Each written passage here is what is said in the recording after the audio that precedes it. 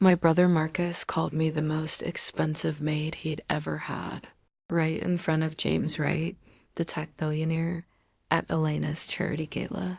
Everyone laughed. I stood there holding champagne glasses, wearing my practical black dress, while my own family turned me into their punchline. That was 3 months ago. Today, Marcus is facing federal charges, and Elena's husband is filing for divorce. Sometimes the universe has a sense of humor after all. I never planned to be the family's unpaid accountant. It started innocently enough when I graduated from college 8 years ago with my accounting degree from UConn. I was 24, optimistic, and genuinely wanted to help my family through a rough patch. Mom was struggling with dad's medical bills after his massive stroke, drowning in insurance paperwork that made no sense to her. Marcus had just launched his first tech startup and was burning through investor money faster than he could raise it. Elena was newly married to her corporate lawyer husband, pregnant with their first child and completely overwhelmed by managing her substantial trust fund. Everyone needed help, and I was the responsible one. I'd always been the responsible one. In high school, I balanced the checkbook for Mom's small catering business. In college, I helped my roommates file their taxes and manage their student loan payments. Numbers made sense to me in a way they didn't to other people. Problems had solutions, and I was good at finding them. They offered me the converted carriage house on the family estate in Greenwich, Connecticut. 800 square feet of renovated charm on 15 acres of perfectly manicured grounds. Rent-free, they said. Just help out with the books, manage Mom's medical stuff, keep the household running smoothly. It seemed like a blessing. Fresh out of college, no student loans thanks to Dad's life insurance policy. And a beautiful place to live while I figured out my career path. But somehow figuring out my career never happened. There was always another crisis, another emergency that only I could handle. Marcus's startup needed someone who understood both accounting principles and business operations. Elena's financial advisor was charging her 3% annually just to tell her what I could calculate in 20 minutes. Mom's Alzheimer's symptoms were getting worse, and she trusted me to handle the increasing complexity of her medical care and insurance claims. I became their go-to person for everything that required actual work. Financial planning, tax preparation, payroll management, property maintenance coordination, medical appointment scheduling, insurance claim filing, household staff supervision. My days started at 6 in the morning and ended well past midnight. I ate most meals standing in the kitchen between phone calls with medical providers or while reviewing bank statements for discrepancies. For 8 years, I lived in that carriage house, working 70-hour weeks as their unpaid bookkeeper, property manager, elder care coordinator, and general family administrator. I reconciled bank statements for 7 different accounts. I filed quarterly tax returns for Marcus's 3 companies. I managed investment portfolios worth over $2 million. I coordinated medical care for Mom while maintaining detailed records for insurance purposes. I supervised a rotating staff of housekeepers, gardeners, and maintenance workers. Marcus would throw me bonuses when his companies had good quarters. 2,000 here, 3,000 there. Always just enough to make me feel grateful, but never enough to build real savings. Elena would buy me expensive gifts I never asked for. Designer clothes that weren't my style and jewelry that sat unused in my dresser drawer. Guilt gifts I realized later purchased to assuage her conscience about how little they actually paid me. They called it helping family. They said I was so lucky to live rent-free in such a beautiful place, to be surrounded by family who loved me. They reminded me constantly how much they needed me, how lost they'd be without my organizational skills and financial expertise. When I occasionally mentioned maybe getting my own apartment, maybe taking a real job with benefits and a proper salary, they'd look hurt and confused. But Sarah, Elena would say, "This is your home. We're your family. Why would you want to leave us?" Besides, Marcus would add, "You've got it made here. No rent, no utilities, no commute. You're practically living like a millionaire." Except millionaires don't work 70 hours a week for $24,000 annually. Millionaires don't sleep in converted carriage houses while managing multi-million-dollar portfolios for other people. Millionaires don't spend their Friday nights organizing medication schedules for elderly parents while their siblings attend charity galas and business conferences. The night of Alana's gala changed everything.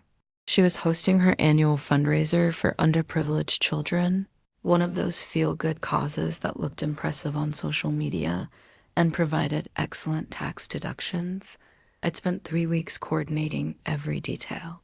I'd interviewed 5 different caterers before finding one that met her exacting standards for both food quality and presentation. I'd worked with the florist to create centerpieces that photographed well under the ballroom's lighting. I'd coordinated with her personal shopper to select the perfect gown, then spent 2 hours steaming it and arranging her jewelry. The guest list included Connecticut social elite, plus several tech executives Elena hoped to cultivate for future fundraising events. James Wright was the crown jewel invitation, a serial entrepreneur who'd just sold his 3rd company for $900 million. Everyone wanted his attention, his endorsement, his checkbook. I spent the evening in my usual role, floating between the kitchen and the ballroom, ensuring the caterers stayed on schedule and the servers kept the champagne flowing. I wore my standard black dress, the one Elena had once described as very professional, very appropriate for staff functions. I'd taken that as a compliment at the time. The guests began arriving at 7. By 8:30, the ballroom was filled with Connecticut's most influential families, all dressed in designer gowns and custom tuxedos, all discussing their latest business ventures and charitable contributions. I refilled champagne glasses, directed guests to the powder rooms, and handled the small crises that always arose during large events. Around 9 o'clock, I noticed James Wright talking with Marcus near the grand staircase.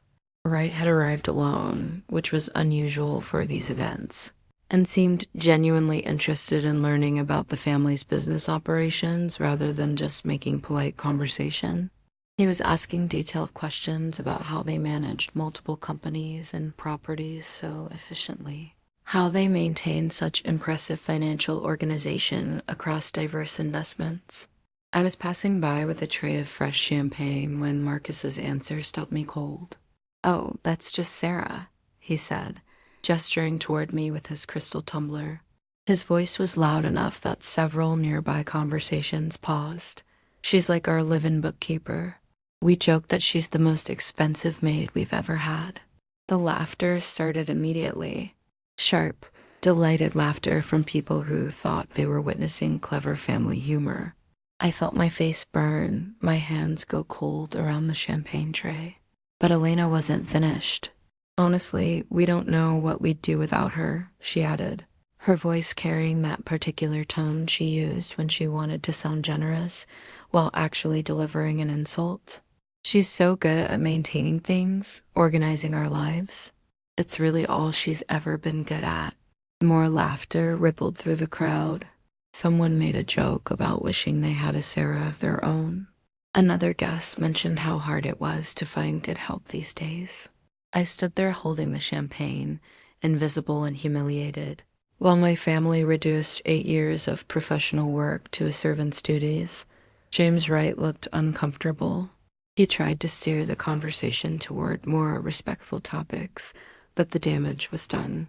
I finished distributing the champagne, excused myself to help with dinner service, and spent the rest of the evening hiding in the kitchen while my family's words echoed in my head. That night, I couldn't sleep. I kept replaying the humiliation, feeling the sting of being turned into entertainment for strangers. At 2 in the morning, I gave up on sleep and made myself tea in the carriage house kitchen. At 3, I was still staring at the ceiling. At 4, I decided to do something productive with my insomnia. I went to my home office, a corner of the carriage house living room where I'd set up my desk and filing systems. Maybe reviewing the family's financial records would distract me from the embarrassment of the evening. I'd been managing their books for so long that the monthly reconciliation process was automatic. Bank statements, credit card bills, investment account summaries, expense categorizations, tax document preparation. But this time was different. This time, I was looking with the eyes of someone who'd just been called an expensive maid. This time, I was paying attention to details I'd previously accepted without question. The first anomaly I noticed was in Marcus's business expense deductions. I pulled up his Schedule C forms for the past 3 years and cross-referenced them with his actual business expenses. Under professional services, he'd been claiming my work as a legitimate business expense, deducting $85,000 annually for my property management and bookkeeping services. But what have he actually paid me for those services? I opened my personal banking records and calculated every bonus, every gift, every payment I'd received from Marcus over the past year. The total came to $24,300. He was claiming $85,000 in business deductions while paying me less than 30% of that amount.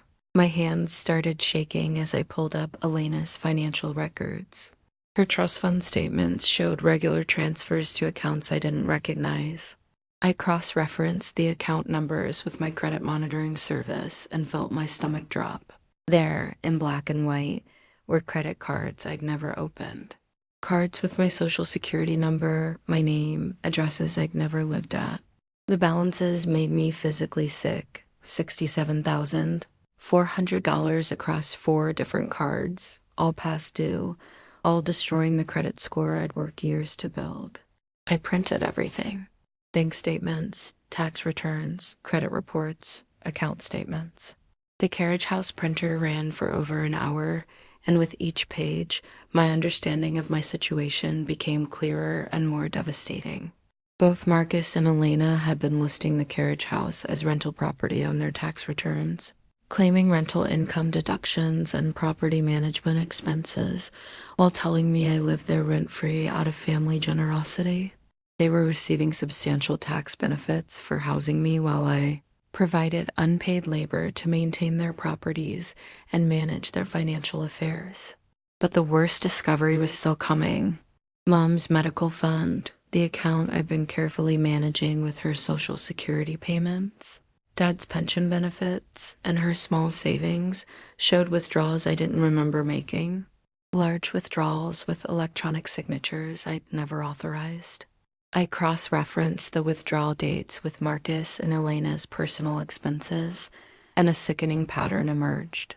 $17,200 withdrawn on March 15th. The same day, Marcus booked his Bahamas vacation with his girlfriend. $23,800 taken on June 3rd, one day before Elena's kitchen renovation deposit was due. $12,500 removed on August 20th, matching exactly the down payment on Marcus's new Tesla. They'd been systematically draining our mother's medical fund, using it as their personal slush fund, while I killed myself managing her complex care needs and fighting with insurance companies to keep her in the home she loved. The sun was rising by the time I finished my initial review. I called in sick to my volunteer bookkeeping work at the local senior center and drove to the public library, where I spent 8 hours researching financial elder abuse, identity theft, employment law, and criminal fraud. The legal terminology was overwhelming, but the reality was crystal clear. My family had been committing multiple felonies against me and our mother for years. The next morning, I called my friend Lisa, a paralegal at Patterson and Associates downtown. We'd met in college and stayed close despite my increasingly isolated lifestyle. Lisa had always been suspicious of my living arrangement, occasionally asking pointed questions about why I wasn't building my own career or dating anyone seriously. "I need legal advice," I told her when she answered her phone. "Can we meet for coffee this afternoon? I'll bring documentation." We met at a quiet cafe in West Hartford, away from anyone who might recognize me. I brought 3 manila folders filled with printouts, organized chronologically like the good little bookkeeper I'd been trained to be. Lisa's expression grew darker as she reviewed each document. Sarah, she said after 20 minutes of silent reading, this isn't just exploitation, this is criminal fraud. Identity theft, tax evasion, elder financial abuse. The wage theft alone could be worth hundreds of thousands in damages. But they're my family, I said automatically, the words feeling hollow and rehearsed. Family doesn't steal from family, Lisa replied firmly. This isn't helping each other out during hard times. This is systematic financial abuse designed to keep you dependent while they profit from your labor. She explained my legal options while I took notes on a yellow legal pad. Civil lawsuit for wage theft and damages. Criminal complaints for identity theft and elder abuse. IRS fraud reporting for tax evasion. Each option felt surreal, like we were discussing someone else's life rather than my own reality. Over the next 6 weeks, I built my case with the methodical precision of the accountant I'd been trained to be. Every transaction documented, every discrepancy highlighted, every illegal activity cross-referenced with supporting evidence and organized in color-coded binders. I opened my own bank account at a completely different institution, Webster Bank instead of the First National where my family banked. I pulled comprehensive credit reports from all 3 bureaus and photographed every fraudulent account Elena had opened in my name. I created detailed spreadsheets tracking 8 years of unpaid labor, calculating wages at market rates for bookkeeping services, property management, elder care coordination, and household administration. The wage theft calculation alone was staggering. Market rate for a bookkeeper with my experience and responsibilities, $75 per hour. Property management services, $60 per hour. Elder care coordination, $45 per hour. Over 8 years, working an average of 70 hours per week, they owed me $412,000 in unpaid wages. Add the identity theft damages, the fraudulent tax deductions, and the stolen funds from Mom's medical account, and the total came to $563,800. My breaking point came during week 5 of my investigation. I was reviewing property records online when I discovered something that made me physically ill. The family home, Mom's sanctuary for 43 years, was quietly listed for sale. Marcus and Elena had signed the paperwork without telling me, planning to split the $4 million proceeds while moving Mom to a state-run Medicaid facility. All while I'd been working myself into exhaustion to keep her comfortable in familiar surroundings, managing her increasingly complex medical needs, and fighting with insurance companies to maintain her quality of life. That night, I made my decision. I wasn't going to confront them first, wasn't going to give them a chance to gaslight me or manipulate me back into compliance. I was going straight to the authorities with my evidence, letting the legal system handle what my family had refused to address honestly. The IRS Fraud Division took my report seriously. Financial crimes leave extensive paper trails, and I provided them with 8 years of meticulously organized evidence in clearly labeled binders. The investigator, a woman named Janet Chen, spent 2 hours reviewing my documentation and asked for digital copies of everything. Adult Protective Services opened an investigation into Mom's case within 48 hours of my report. The caseworker, David Martinez, was particularly concerned about the systematic drainage of her medical fund and the secret plans to sell her home without proper guardianship procedures. The state attorney general's white-collar crime unit requested copies of all my evidence and opened their own investigation into the tax fraud and identity theft charges. Detective Sarah Williams explained that financial exploitation of elderly family members was a growing problem they took very seriously. While the investigations proceeded, I made the hardest decision of my life. I moved Mom to Sunset Manor, a beautiful assisted living facility in Farmington that specialized in Alzheimer's care. The monthly cost was $6,400, which I paid from my small savings account while waiting for the legal process to resolve. Mom was confused by the change, but seemed calmer away from the chaos of the family home.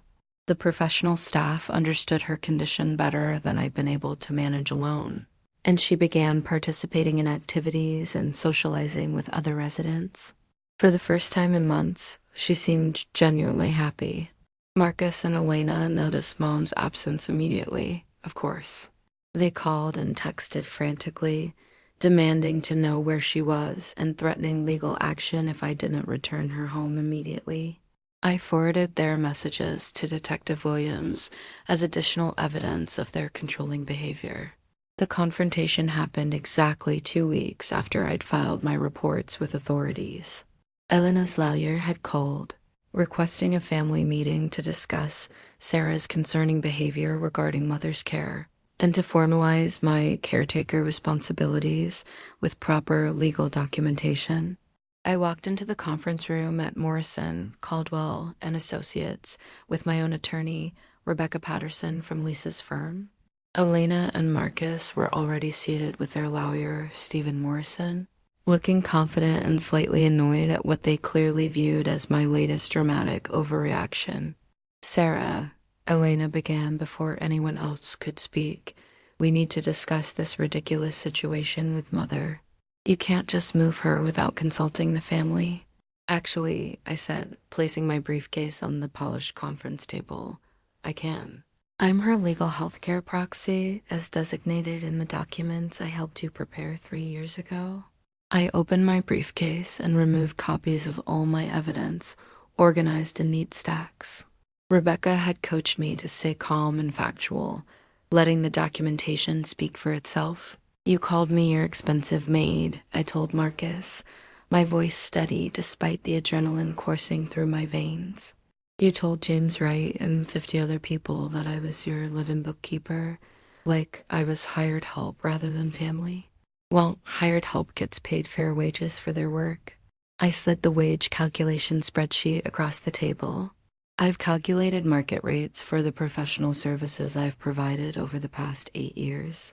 Bookkeeping, property management, elder care coordination.